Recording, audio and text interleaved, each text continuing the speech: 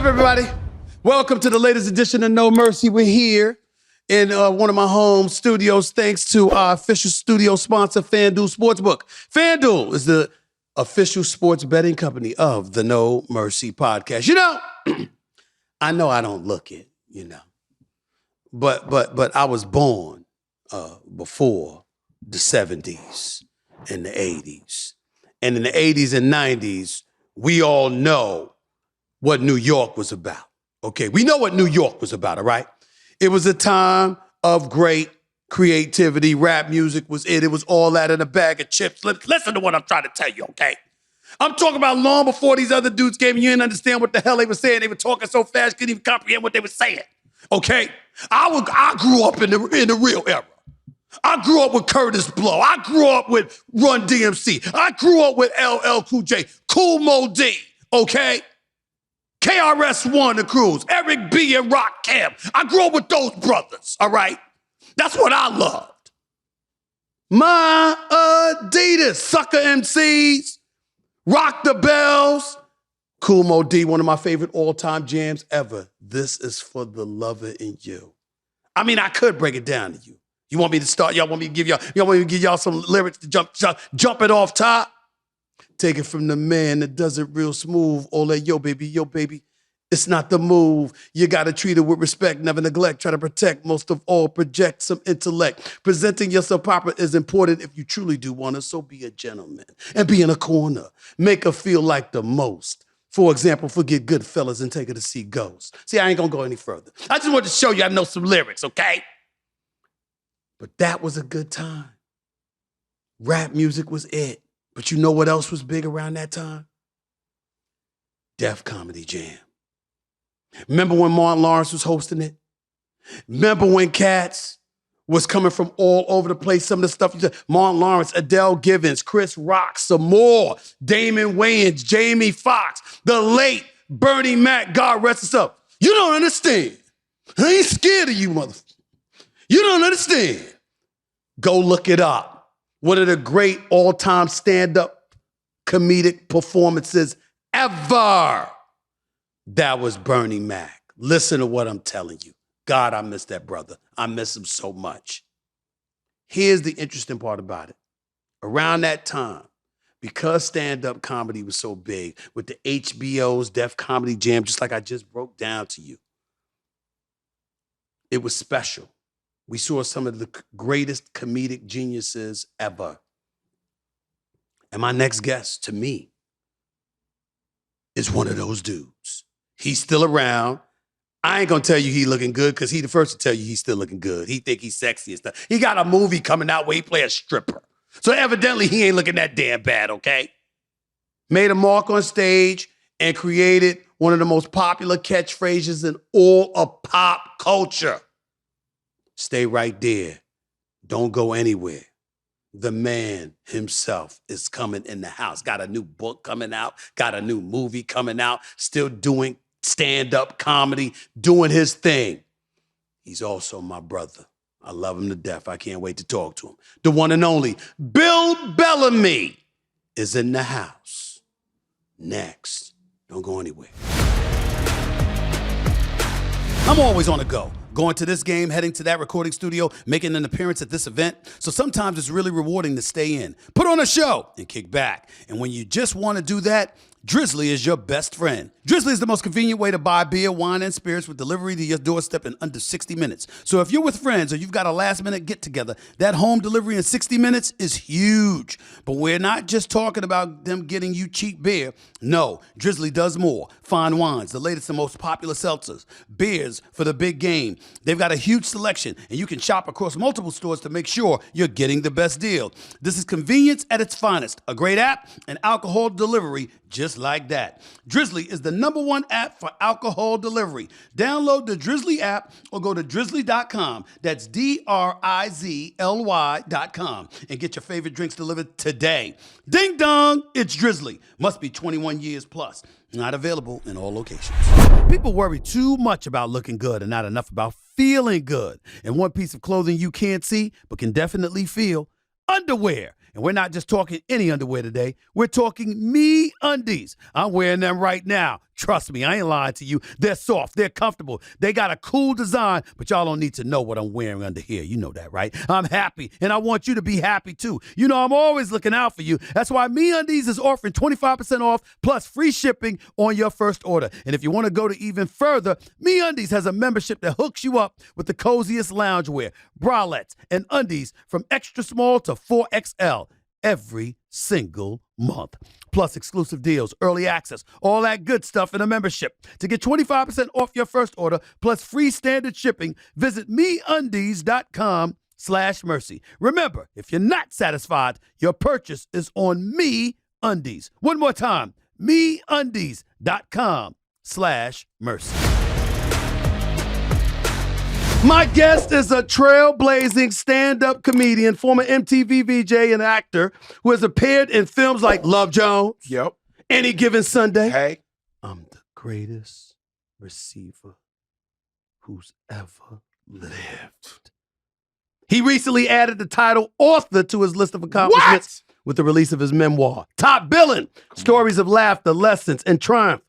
My brother, the one and only, Bill Bellamy. What's up, big time? Come on, Steve. What's up, baby? Hey, man, you been my big brother for a long time. You showed me there's no ceilings on ambition. You showed me if we grind, we shine.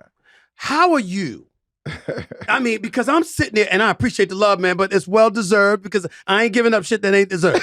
You know me. It's well-deserved, okay? Absolutely. I mean, you know, the author, you're an author now. You decided to write a book at this time. Yeah. Why? Well, it was something that I was always just intrigued by. And I think it's just God, because COVID hit.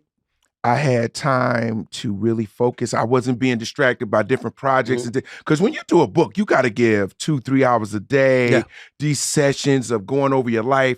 I'm looking over 400 to 500 pictures. Thank God I was taking a bunch of pictures throughout my career because the pictures were jogging my memory. And I'm like, oh, remember that joint with Tupac? Oh, TLC. Right. So once I got with Nicole Smith, who helped me just sort of organize my thoughts and organize my story, it just became like a soundtrack or a movie of the 90s in a way. That's what the book is like. When you read the book, I think people are going to be like, yo, I was at Howard University. I was at blah, blah, blah. I was working at Wendy's. I was at a nightclub in Atlanta when you rolled up. It was after Aretha Franklin's funeral.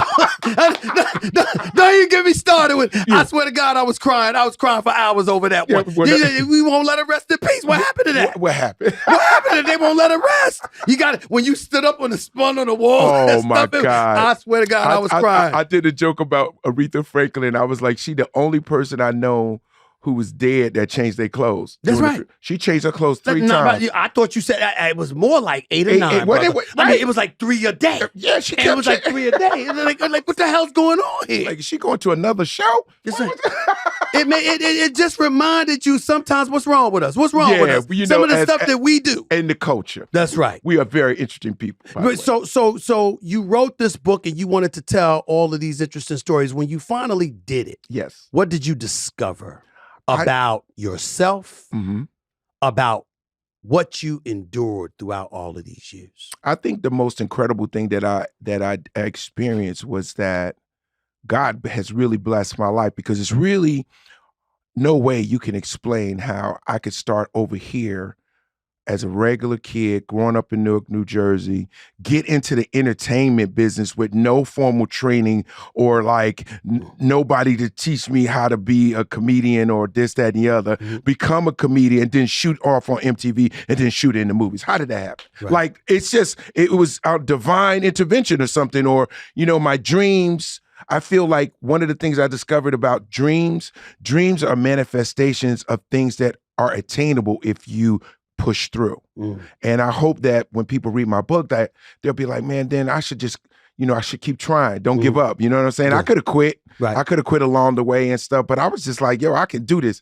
I just felt like, I remember seeing other people get on and I wasn't on. I remember couldn't get into parties in New York. You know what I'm saying? I remember when I couldn't get in the Def Jam party and I seen Mary J. Blige going. Right. I was like, I gotta get my weight up. I ain't got no name yet.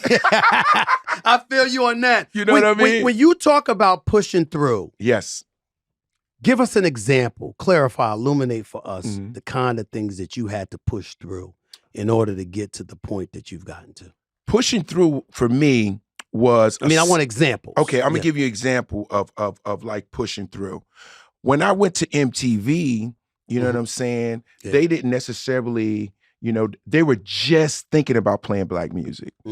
And or our music, or whatever you want to call it. And at that time, they told me that I was only going to be in the urban area. And I was like, man, that's crazy. You just gonna limit me? I just got here. You don't think I could learn rock music and do all these different things? So I just kept pushing. I was like, yo, I could do that band. Let me do the Kurt Cobain interview. Let me do this. Let me do this. I went from being in a box to doing everything. So I went from being MTV Jams, Top 40 Countdown. I'm doing Spring Break. I'm doing MTV Beach House. So I just pushed through in that area that opened me up to become more of a household name. That's one. Another version of pushing through is not settling for roles that were easy. You know what I'm saying? Like there was a lot of movies that I was just like, nah, I don't want to do that because that ain't really repping guys like me and Stephen A. You know what I'm saying? I always felt like I was repping my hood. Every role, I always felt like I was representing a dude that looked like me, came from a street like me. So I was like, if I can't go back to the barbershop, I can't do that role. And that's the biggest thing. I'm glad you brought that up because it's like people think about, listen, you don't have to think like everybody else. You could have your own independent thoughts. All of that stuff could be true. But when you really, really know that you ain't let go of yourself, you ain't sold out is when you could go back. Yeah. It's like, I go back anytime I want. I still go to the same damn barbershop. I mean, that's not a good argument to make. But I'm saying you go when you can. The hairline has changed. The hairline has changed. So I mean, clearly, you know what I'm saying? But it's the same damn barber that I've been going to for years, all right? I still go back to the neighborhood all the time, and you got to be able to do that. But to me, I've watched your career, and by the way, how long have you been doing this? This year, I must say, is probably right at 30. 30 years. Yeah. And what's so amazing about that, I can't believe it. Because I have to actually look at years I've been doing this thing. And I was like, damn. Right. 3 decades? Yeah. But you don't look it, though. No. You don't look it. I didn't let the game beat the brakes off me, I Stephen. met your wife. You don't need to let it go. I'm good. You don't need to let it go. You good. need to be good. You need to make sure she good. You know what I'm saying? You got to look the part, my brother. No question about that. You got to keep wifey happy. Exactly. For sure. So when you look at it, as you reflect on your career, is there a moment that stands out for you that's like your proudest moment? Oh, wow, Steve. That's good. There's so many proud moments. In my career, I think one of my most proud moments would to be the first time I was the lead in a movie. Okay. You know, I would say How to Be a Player was the first time that I was the lead. It was my movie. I remember. So that was a breakthrough. I tried to teach you a few You things, you know what I'm saying? You know what I mean? Yes, So, you did. I mean, I showed you how to stay in them streets and duck and dive. But that was a really, really wonderful moment. Another moment, like for me, was interviewing Michael Jackson because he wouldn't interview a lot of people. He just was not that. I don't want anybody to judge No. me. He would not I don't want anybody interview. to judge And me. he chose me to do his videos. I mean, to do his interview for his for the Scream. No, for History album. For the History album. Okay. So I did that. That was a breakthrough. Like, oh my God, I can't believe I did that. And then I think another one was being a father too. Like I was like, wow, like I never knew I could be a dad. Like I mean, like I knew people that had kids. I was like, man, you got kids? Y'all got baby seats? You know what I'm saying? So when I first became a dad, I think that was kind of like, oh wow, I'm in a whole nother lane, you know? Is there a moment that stands out in your mind that was the roughest? Losing my parents. Losing my parents, losing my brother. Man, it's just no preparation for that loss. Like, you know, when the lights ain't on for that one, you know, that ain't the, you know, the happy, you know, moment in your life. That's a loss that you got to figure out. It's like a storm of emotion of loss, and you got to figure out how to navigate it. It's really, I think it's just a day-to-day process. I tell people, you know, you ain't gonna get over that. Losing your parent, losing your mom, your dad, somebody really close to you, people will say, yo, my condolences, all that stuff is cool, but like your journey is self, but on your own. You muscle game that thing, Some days you fall back and you sat in the mug, then the next day you reminisce on a memory and it's cool. Yeah. You don't never know how it hit you. Yeah, I lost my mom in 2017, and I tell people all the time, you never know when the moment's going to hit you. Yeah. But it's a moment, and it could happen every day, and it could be for just a minute. Yeah. But you're in a dark place. Yeah. Right at the, there's nothing anybody could say. There's nothing anybody could do to make you smile and make you feel better, whatever. You just got to get through it. Yeah, you just got to be able to get through it. And I tell you, for anybody that's, people that are listening, enjoy your moments with your parents. Yeah. When I see people who still got their mom and dad now, I'm glad that I took the time. Like I made moments. Like I was into my parents. Like I was like, I was a daddy's boy. I love my parents. I was just like, yo, y'all want to go to Jamaica? Y'all want to do something? Like I was always trying to do stuff for them that they wouldn't do for themselves. You know what I'm saying? So now that I did that and took all those pictures and I have video and all this stuff, I'm happy that I made the time. So all I can say is just make time. I don't care. Oh, mama, even if your mama get on your nerves, go see her. Is that moment? Go call her. Is that moment, assuming that this happened, was that moment the closest that you ever came to not wanting to laugh, to not wanting to make other people laugh? Or has that moment ever arrived in your career as a comedian where you just said, I don't give a damn about making nobody laugh? Yeah, man. Has that ever happened to you? Yeah, those things tested my fortitude. And they say you can't have the testimony without the test. I hear a lot of people say that, and it's very, very true. I just remember what was so crazy. When I lost my my brother, right? I had 2 sold-out shows in Hartford, Connecticut. I'll never forget this. It was so crazy. And I literally was lost. Just like you said, ain't nothing funny. There's no way I could do this. My brother is gone. We were like, I just talked to him on Tuesday. We were supposed to hang out Friday. He's gone on Saturday. I'm like, yo, this is crazy. Do you know, in the midst of my pain,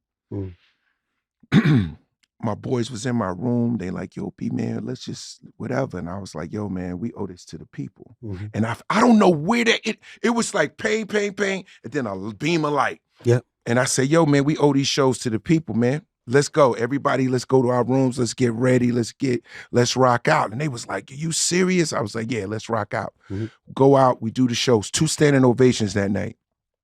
The people didn't even know what I was going through. Do you know, at the end of that first show, this family came up to me in a wheelchair with their mom and said, Mr. Bellamy, thank you for bringing so much joy to my mom, because she hasn't been out the house in like 2 years since my dad passed, and she hasn't had any fun. You made her feel like our mom again. Then I was like, yo, then it was worth it. It was worth it to share the gift with the people, because people sleep on laughter. Laughter and music. Oh, my Lord. Bruh, take them away and see what happens. It's take them away and see what happens. And it's interesting because I was getting ready to go to this place with you. Go ahead. I think the comedic world is in trouble. And I'm appalled by it. Right. This culture that we living in right now, you can't say anything. Oh, everybody looking for somebody to get fired. And so far as I'm concerned, listen, as long as you ain't prejudiced, everybody open game. Everybody's a target. That's the way I feel about it. That's what comedy is. Comedy is about truth. You know what I mean? And it's like, I'm not going to surrender to the cancel culture thing, because I just think that it's so biased. It's so subjective to the area where you are, who's in the room. Overall, as long as you're not trying to be malicious to people, we should find jest to be funny. Like, have a good time. It's in jest. It's like, yo, we having a good time. We cracking jokes on sports. We talking about each other's personalities. We have fun. You laugh at yourself, Steve. That's right. People pick on you. You don't care. You come right back, because you can go. You can go with them. You know what I'm saying? Because you know who you are, and you accept it. It's so cool, though. Some people are too stiff, and that's what I feel like in the comedy where it goes in cycles. Remember when Janet Jackson had the little malfunction? Yeah, the Cleveland. Cleveland's on a Sunday afternoon, as Chris Rock would say. Yes, I remember with Justin Timberlake. And then I didn't mind, but I understand. I wasn't understanding. Were you upset? I never saw it as a malfunction. Neither did I. I thought it was part of the show. I thought it was a part of the show. It was a great part of the show. That's exactly what I thought. Everybody up in the raw. Everybody. I remember going on the radio station after that. You had to sign you had to sign some type of form that your language would be this, you can't say these words and this, that, and the other. Everybody got tight. Then it loosened up again. And now again, the cancel culture came out and went blah, blah, blah. It goes in waves. You just got to get through it and just be selective on how you say it. Because I feel like everything is for game. Right. Everybody should be able to laugh at something. Come on now. Yeah, Stop exactly. playing. Listen, you my man. We've known each other for years. I know good and damn well if I'm at a show for yours, my hairline's in trouble. You in trouble. Don't sit up front. Something I said about somebody's gonna get. I know I'm gonna be a target. I mean, and that's the thing that's crazy about my life. Of all the people I know all the comedians. I'm like, you love comedy, what am I Steven. thinking? I love it because I'm like, what am I thinking? You know what I'm saying? You know, you come in there with the little fly suits. Ain't nobody gonna miss your ass. You know what I'm saying? I've never seen you in regular clothes ever. I don't even think you wear a tracksuit.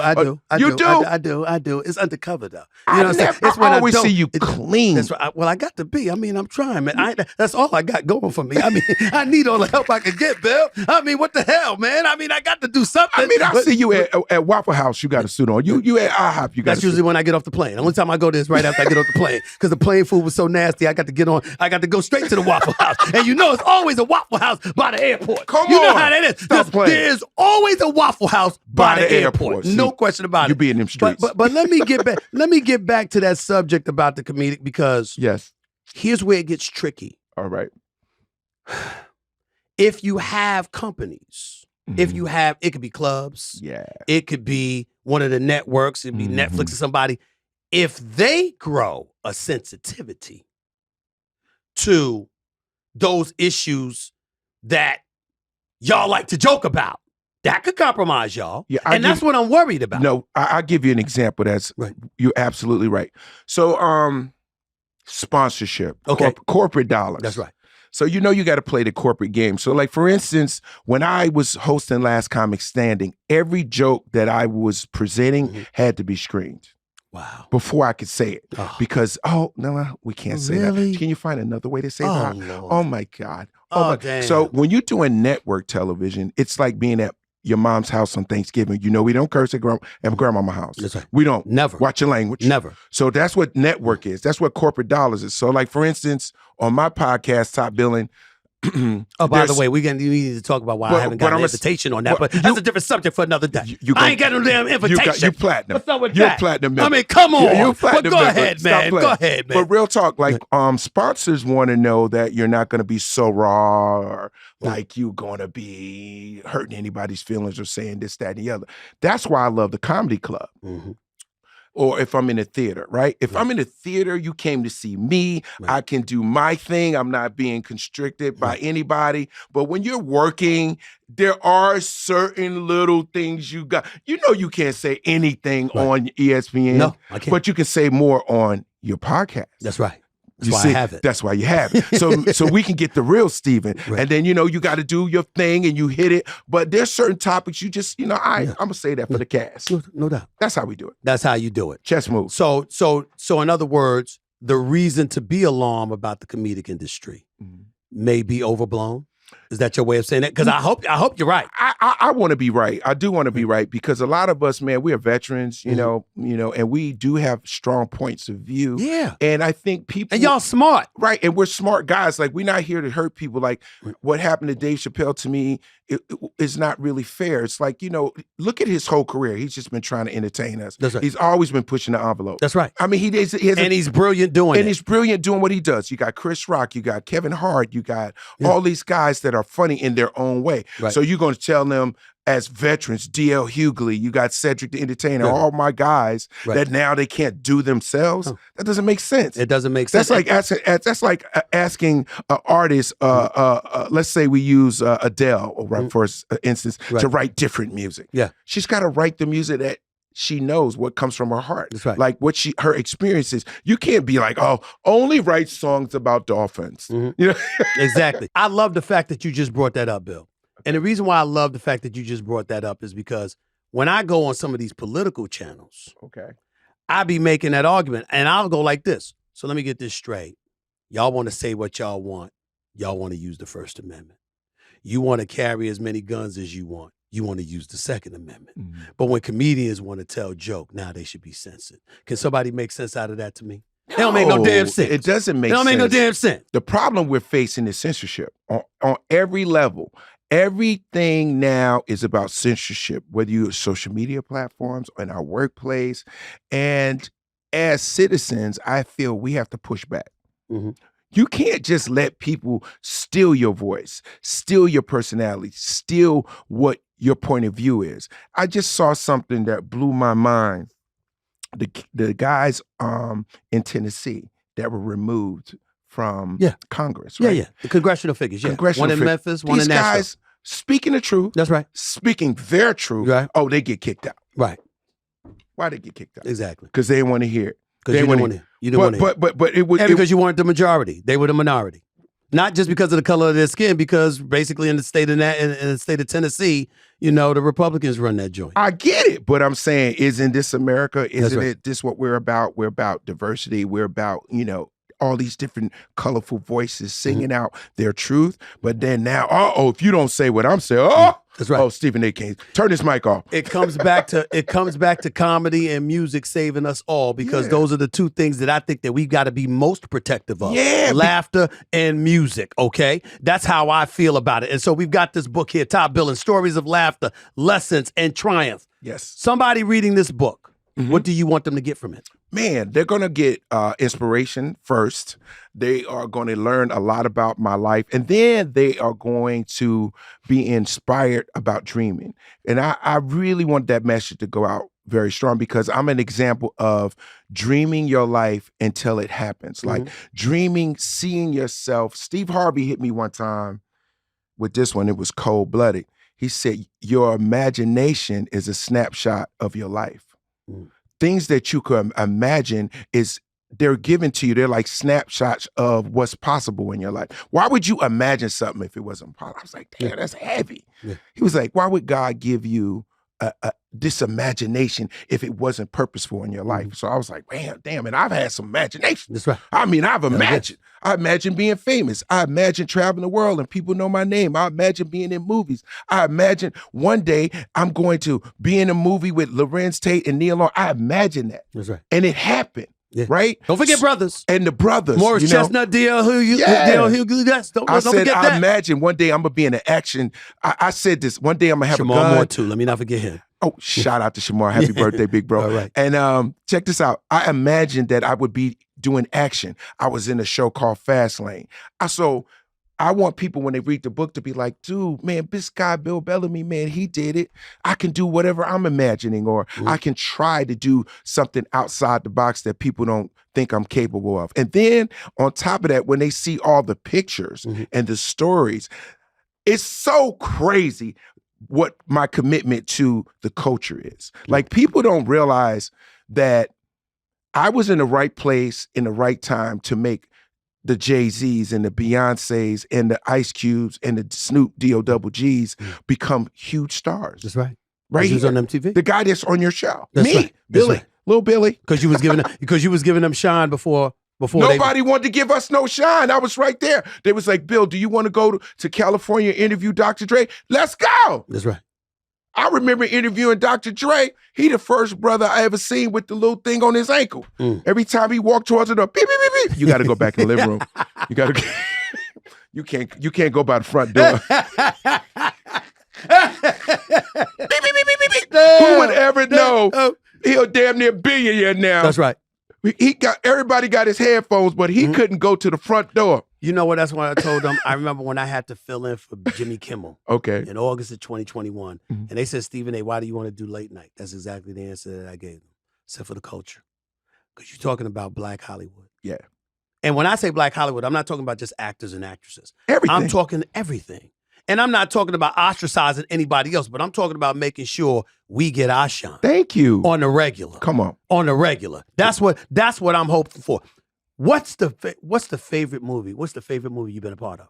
I brought up Brothers. I brought up Brothers for a reason. It's so hard. I didn't think you got enough shine in Any Given Sunday. Any Given Sunday, I had a lot of shine in that movie, but a lot of it got edited out. If you would have seen my whole, man, bro. LL, Jamie, Al Pacino. Listen, if they didn't cut out about 8 minutes of my stuff, it would have been a whole different movie, because Jimmy Jimmy Sanderson was technically T.O. mixed with Deion Sanders. Really? So I had the drug situation, the lady situation, the coke problem, the this, that, and the other, and I'm still playing, putting up numbers every day. Wow. And so when in that movie, when you got to that scene where I threatened the doctor, all the stuff leading up to it got cut out. You just see me begging for the drugs. Right. You didn't realize I was begging for my whole life. Wow. Because everything that I had. They gave that to Lawrence Taylor. Yeah. They gave that to Lawrence Taylor. When Lawrence Taylor was sitting up there, come on, coach, I gave you all these, you can't give me one? When he was begging to let him play so he could get the $1 million bonus. There you go. That's right. They gave that to Lawrence Taylor. They took your part. They took that storyline away from, but that's fine. Well, Oliver Stone wrote me a letter. He apologized, so it's all good. The bad news is that they did that. The other side of it was Lawrence Taylor. It was Lawrence Taylor. Who you gonna be mad at? I mean, LT is LT. I mean, Jesus Christ. It was. I'm never mad at LT. It was LT. I'll give you a couple. Okay. So, Love Jones. What I love most about that movie was that I was able to hold my own in a film with everyone being an actor, and I'm a comedian. Mm-hmm. See what I'm saying? Yeah. So I was like, I got to show up my A game with them. They all actors and they for real. I got to shine. So Hollywood came in there and burnt it down. Everybody hate me for that movie, but that's cool. So cool. That was How to Be a Player to me was fun because it was fun. It was just one of those kind of movies that everybody can find something that they like in it. Even chicks that watch the girl that played your sister in that movie, Natalie she was very annoying. She was very annoying. She was hating. She was trying to block at every turn. She was trying to block at every turn. She was the essential player here at that time. The brothers, what I love about the brothers is the camaraderie of these friends. Mm-hmm. And they're at a crossroads. And, leaving the fellas is hard. Yep. We all got our boys, you know what I'm saying? One of us get married, two of us get married, one of us start having kids, the complexities change. I love that movie, and I love that family aspect of that in the situation with my mom, who I was taking care of my brother. It was very similar to my real life. Right. So I like that movie. What else that's really, really good for me that I liked? Fastlane. Yes, sir. Fastlane TV show. I wish that could have continued because I was Deke. I was a New York detective from New York, undercover. I was more serious in that one. And Peter Facinelli was more the pretty boy, get the chicks, this, that, and the other. I was more cool. You know what I'm saying? Like you, Stephen A. I'm trying. You're cool, dude. You're cool, dude. I'm trying to get there. With Vroom, you can shop thousands of cars right from your phone and have your next ride delivered straight to you. Be honest with yourself. Doesn't that sound easier than dealing with a limited selection once you drive somewhere to shop? Or would you rather not have all the information laid out right in front of you in the comfort of your own home? We're all busy people, so I'll tell it to you straight. Vroom is the better way to buy your next ride. You never have to haggle or negotiate the price of a car. You'll have thousands of cars to look through. You'll have peace of mind through a 90-day warranty, 1 year of roadside assistance, and even time to drive the car you buy to make sure it's right for you. A full week or 250 miles, whichever comes first, of course. And it's not only buying cars. You can trade in your old car when you buy your new one. Or you can even just sell your car to Vroom, and they'll give you a price instantly.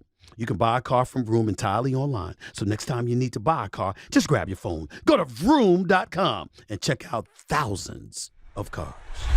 In a lifetime of covering sports, I've been introduced to coaches from all over the world. The biggest stars right now, from Lionel Messi to the Greek Freak, come from all corners of the earth, all sections of the globe. And I'll tell you, the best way to really appreciate an international culture is through the magic of language. That's where Rosetta Stone comes into play. They've been the experts in language learning for 30 years. And you can get their award-winning app to learn 25 different languages, anytime, anywhere. Spanish, Italian, Chinese, whatever you choose. You'll make real progress for real-life conversation in as little as 10 minutes at a time. And it's intuitive. No memorizing flashcards and that stuff that didn't work in school. So prepare for travel abroad or look to keep that mind sharp. Be ready to learn. For a limited time, our listeners can get Rosetta Stone's lifetime unlimited subscription, which gives you access to all 25 of their languages forever. For 40% off, visit rosettastone.com/mercy today. Rosetta Stone, how language is learn. Hey guys, Stephen A. here. I've autographed copies of my new book, Straight Shooter, exclusively for Premier Collectibles. And now for a limited time, you can use code SAS15 to save 15% at checkout. That's SAS15 for 15% off at checkout. Head over to StephenABook.com and get your signed copy today. You coined the phrase booty call. Facts. Where you get that from? I mean, I deeply appreciate it. Did you appreciate Thank it? you very much. I deeply appreciate it. First and foremost, Stephen A., before you, you became famous as Stephen A., you was in them streets. I saw you. You was in the clubs. Hey, how you doing? How are you? One day, I'm going to be Stephen A. Smith. You don't know it? Okay. So we talking early 90s.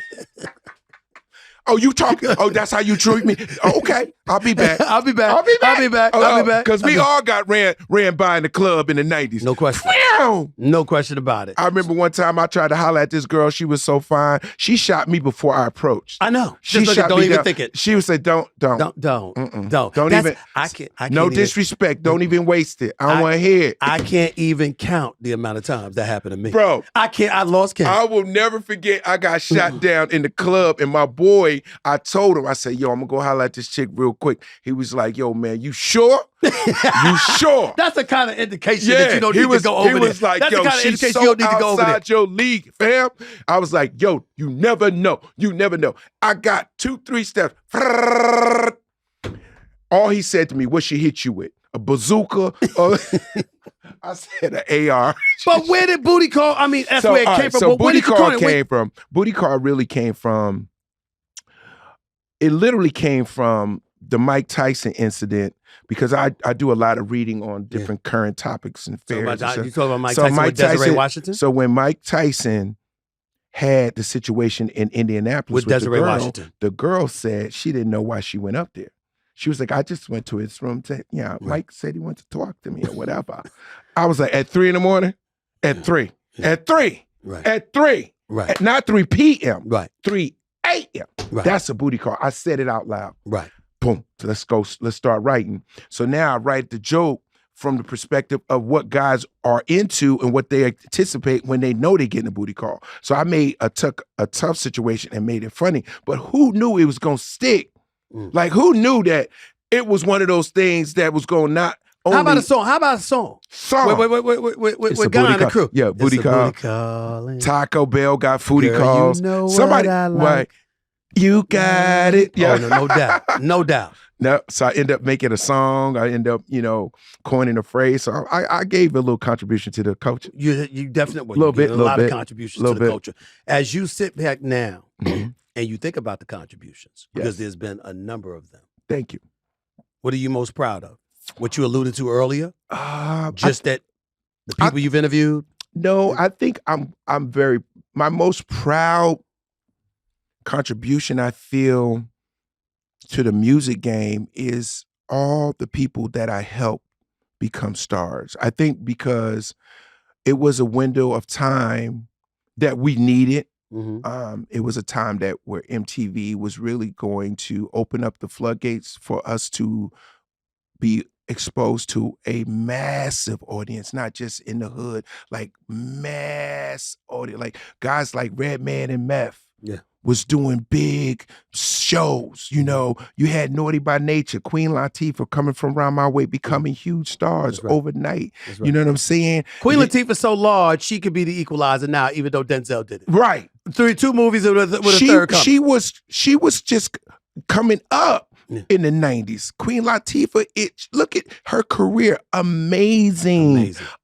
She's done everything. Acting. She's done music. She's won award. I mean, the girl, sensational. Sensational. So Salt and Pepper, women, like, think about this.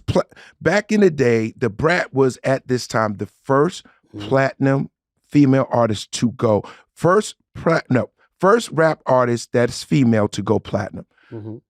TLC were the first largest selling female group of all time. That all happened on my watch. Wow. You know what I'm saying? The first time Usher sold 10 million albums. The Fuji sold 15, 16. Hootie and the Blowfish. It's crazy. There's a part about it that I think needs clarification. Mhm. I'm going to make it. Not just anybody sitting in that chair that you were sitting in could have done what you've done. Nah. You know, you got a lot of people that say, well, you know what? He hosting the show and that's what they're doing. And these guys, no. You insisted on it. Absolutely. And that's why it happened. Yeah, people don't because realize that. I was like, yo, man, we got to get, if it was you back in the day, we got to get Stephen A. Right. Y'all don't know who he is, but Stephen A, he hot. He speaks to the culture. He's that dude. Where? Oh my God. They used to say that I'd be sitting in a meeting and they'd be like, oh my God, let's go to the Billboard charts and see what's going on. I'm like, no, we won't need the Billboard. That's right. No, I'm telling you. Right. I'm traveling around the country doing stand-up and seeing artists that don't get played in New York, and they're huge in Ohio. Right. And they're bananas. Right. They're not playing. Y'all don't know about that, okay? I remember the first time I came in and I was like, H-Town. They did not know who H-Town was. And they had Knock in the Boots. Knock in the Boots was tearing the radio frame. No doubt. What? The first time I heard Knock in the Boots, I said, what is that? Yeah. And it worked. We got to have that on MTV. That's crazy. Sure enough, they get it. Luke is like, man, thank you, bro. Woo! We everywhere. Cass is going from little shows to big shows overnight. That's what happened. Mm-hmm. So now here we are. Fast forward to the year 2023. Yes. You got a book out. Mm-hmm. You about to be in a movie, Back on the Strip? Back to the Strip. Back to the Strip. Yeah. It said Back to the Strip. I'm not stopping, Stephen. Is it true Yes. that you gonna be a stripper? Stephen, I don't know if you know this, but I'm very sexy. And so I gotta use what I got while I got it. Right. See, you know what I mean? So I might have 2 more summers with this sexy before I'm like the best friend. You know, when you get fat, you be the best friend. You know? Exactly. I feel you. It's actually a really funny story. Right.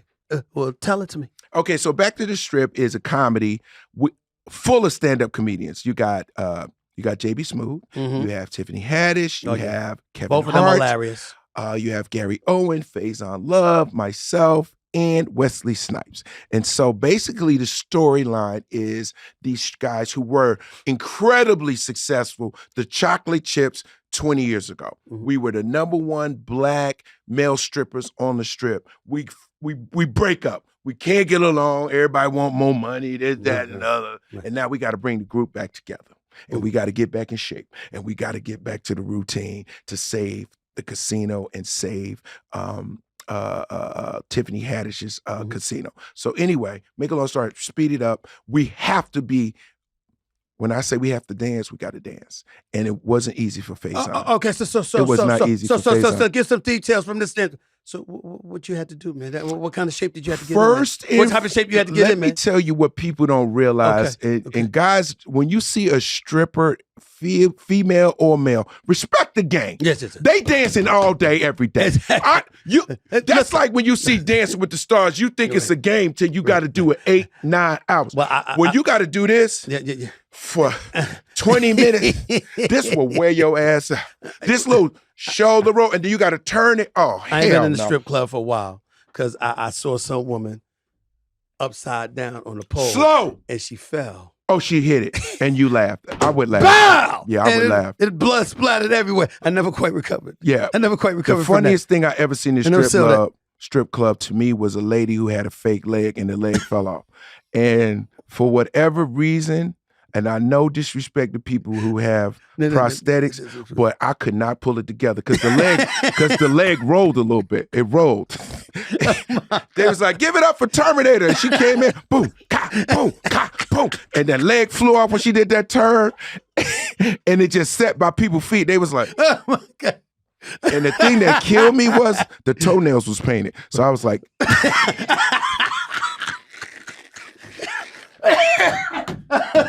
she tried to fake it. She tried to fake the whole shit. She tried to fake the I said, yo, she went out the way to paint the toenails on a fake leg. Oh my God. And it fell off. No disrespect to girls who paint their toes on a prosthetic leg. I understand. Do you, boo? Do you? So what I'm again? sorry. I'm What you have sorry. to do? What you have to do to get in shape, man? So we had Don't to act like you were ready for the movie No, off tap. I was almost ready, but not ready. I had to really watch what I eat. I had to chill out. I had to like, just eat really lean and drink a bunch of water and just do a lot of cardio. Just because in movies, you just want to look lean and you want to be cut and stuff like that. But other than that, I didn't have to do much, but just change my diet. The hard part was learning the moves and continuously when we're practicing, you got to continue to do it. And, Gary Owen like blew his knee out. Last day of taping. Blew his knee out. Because he had to do some kind of move with his knee. Last time I and remember slide. Gary Owen, he was a little bit big. But he tried to come down. He came down. But when that knee went out, he should have came down some more. Oh my Lord. Pop! Why do you have a podcast? Tell us why. You said it earlier. I'm doing it for the culture. Top Billing, it to me is the place where you can come for your discussion on your life, what you're doing. That's one part. But it's also about the culture. Like I just want to keep contributing to the culture. I want our people who are influencers, who are artists and producers to have a place to come kick it and be honest. Like they don't have to do the short version, the 2-minute. Some of my interviews are shorter, but my short interview is 45, 50. Right. But Irvin came on and did like an hour 15. Who? Michael Irvin? Irvin Magic Johnson. Gotcha, Irvin. So Magic got a lot to talk about. You know what I mean? You can't. Right, he does. You need to give Magic 2 days. He just bought. Him and his investment group just bought the Commanders. Then he still got influence with the Lakers. No doubt. He's the Dodgers. The business he runs is worth about $700 million. It's ridiculous. About $700 million. So what part you want to talk about? Magic got so many different aspects of his life, family, businessman, Hall of Fame. So we just had a plethora of things to talk about, which was wonderful. But then I've had Ice Cube come on and talk about, his Mount Westmore project and E40 and the crew. Yeah, you know what I'm saying? So I want to get more athletes on as well. Like I really want to get LeBron. I want to get Steph. I want to get the guys that are in the culture and they're making a difference and like guys that you see want to talk. Mm-hmm. Do you know what I mean? I would love to get Ja Morant, and talk about what it's like to be young and this successful and have all that pressure as a young guy. Like I would love to hear his story where he wouldn't have to feel so tight. We could just be like, yo, man, it's hard. I come from this. I'm trying to do that. I got my boys, whatever. I would love to hear his story. What platform do you suspect will have the biggest impact? Is it the acting? Mm-hmm. Is it the comedy? Is it the fact that you've now written this book and people gonna see certain sides of you that you may not have shown until this book came out? Is it Top Billing, the podcast? What do you suspect will have the greatest impact? I don't know. What are you most passionate about? Well, I think all of it does because the commitment to it is the sauce. When your brand is consistent on every platform where people can see you interview and you're funny, when people can read your book and they're entertained, people can see you in a movie and be entertained, then it works. I think it's synergy because now just think, like, if I had social media when I was on MTV, I'd probably be at 60 million followers or some crazy, some stupid number, right? But now I have podcasts, I have film, I have comedy where people can see me. Now I have a book that's in their hand, that's a piece of me. So I'm in these streets, bro. I'm on their ass. So basically you telling me that you got an equal amount of passion for it all. Yeah, because it's me.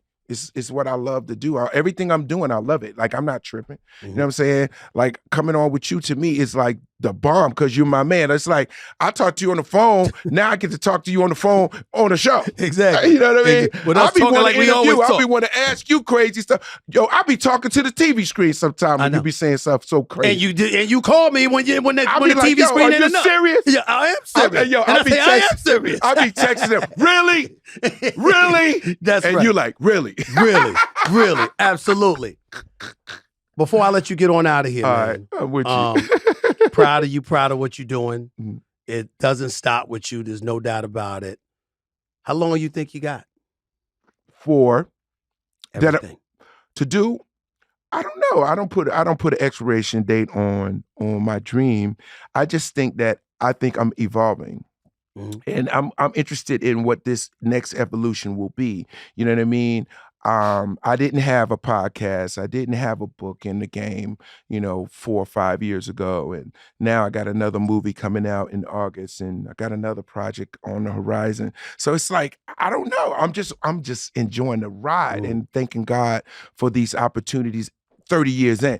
I mean, come on. A lot of cats is famouche. Hello. Hello.